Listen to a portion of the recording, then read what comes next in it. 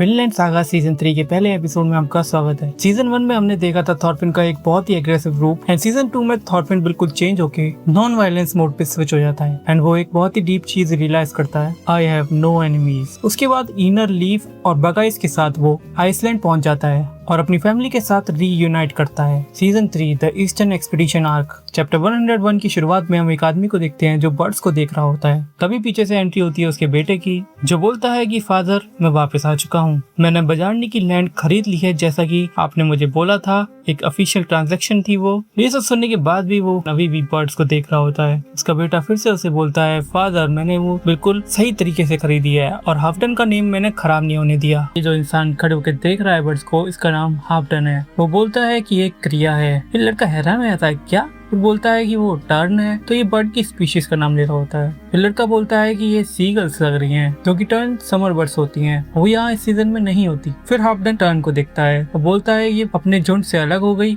ये अपने ग्रुप के संग द्वारा नहीं मिल सकती अब, क्योंकि इसके पास इतनी स्ट्रेंथ नहीं है। फिर उसका बेटा बोलता है कि मुझे नहीं पता था कि आपको बर्ड्स पसंद थे। फिर हाफटन बोलता है कि अगर ये बर्ड अपनी कमजोरी के बारे में समझ गया और इन चेन में आ जाता है तो शायद मैं इसे रख सकता हूँ अपने पास। फिर हाफटन बोलता है कि मैंने बजारनी की लैंड तुझे दे दी है एक वेडिंग प्रेजेंट के रूप में, तो इसके बेटे की वेडिंग होने वाली है। हाफटन के बेटे का नाम सीगर्ड है। सीगर्ड खुश होकर थैंक यू बोलता है। फिर हमें दो शिप आते हुए नजर आते हैं। फिर हाफटन बोलता है कि तुम्हारी ब्राइड यहाँ आ चुकी है, जाओ जाके उससे मिल लो। सीगर्ड बोलता है ठीक है। अब हम उस टर्न को उड़ते हुए देखते हैं। फिर हम उस शिप को देखते हैं, उस पे एक लड़की खड़ी होती है। वो लड़की उस बर्ड को देख के बोलती है क्रिया। फिर सीन शिफ्ट होता है थॉरफिन के घर पे, जहाँ थॉरफिन की बहन यल्वा बोलती है कि इसमें मेरा फॉल्ट नहीं है कि मैंने तुम्हें पहचाना नहीं, थॉरफिन के बाल, दाढ़ी और स्कार्स की वजह से। थॉरफिन कहता है कि मुझे हेयर कट की जरूरत नहीं है, मैं ऐसा ही ठीक हूँ। फिर यल्वा बोलती है कि तुम्हें ऐसी चीजों के पीछे ध्यान देना चाहिए क्योंकि लड़कियां उन चीजों को नोटिस करती हैं। फिर यल्वा बोलती है कि तुम पे दाढ़ी सूट नहीं करती, तुम्हें दाढ़ी हटा देनी चाहिए। फिर थॉरफिन बोलता है कि मैं बहुत बूढ़ा हो चुका हूँ और मुझे एम्बेरसमेंट होगी अगर मैं दाढ़ी काटता हूँ तो। यल्वा थॉरफिन को फिशरमैन के यहाँ शादी के लिए बोलती है।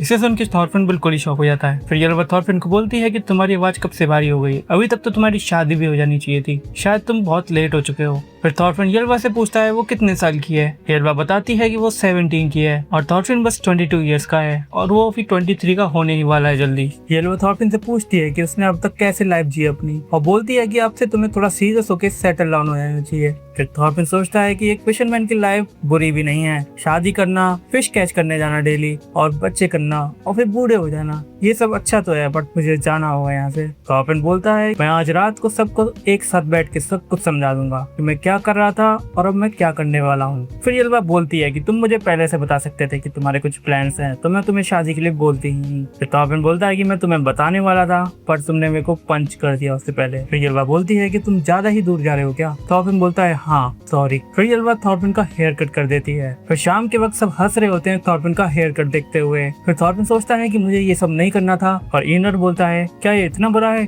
तुम पहले से ज्यादा सही दिख रहे हो। फिर थॉरफिन सबको अपने पिछले 16 साल की कहानी बताता है कि क्या क्या उसके साथ हुआ। थॉर्स की डेथ के बाद वो कैसे कैसे केटल के फार्म तक पहुंचा, पूरा उससे सब डिटेल्स बताई और hatred, death, destruction, despair, regret, sadness, इन सब के बारे में बताया उसने कि ये सब हुआ और अपनी फीलिंग्स को उसने अच्छे से उन्हें समझाया और सब ये सब सुन के दंग रह गए थे। फिर थॉरफिन बोलता है कि जिन लोगों को मैंने मारा वो सब ज्यादातर स्लेव्स ही थे और उन लोगों के भी मेरी तरह घर होंगे। वो बोलता है कि मैंने जो किया वो बहुत गलत था, मुझे उसे सही करने जाना ही होगा, मुझे बनाना है लैंड ऑफ पीस, द विंडलैंड। सब लोग थॉरफिन को सुन के शॉक हो जाते हैं। फिर थॉरफिन की मदर बोलती है तुम्हें जो करना है करो थॉरफिन, सन ऑफ थॉर्स। फिर वो बोलती है कि काफी लोग हैं जो इस दुनिया से एस्केप करना चाहते हैं। थॉर्स और मैं भी जॉम्सबर्ग से भाग के इधर आए हैं आइसलैंड पे। जो लोग वॉर, स्लेवरी से भाग के आते हैं, जितनी दूर वो भाग सकते हैं उतनी दूर वो भागते हैं। उन लोगों के वेलकम के लिए तुम्हें खड़ा रहना होगा, यही तुम्हारी लाइफ का पर्पस है। थॉरफिन थैंक यू बोलता है अपनी मदर को।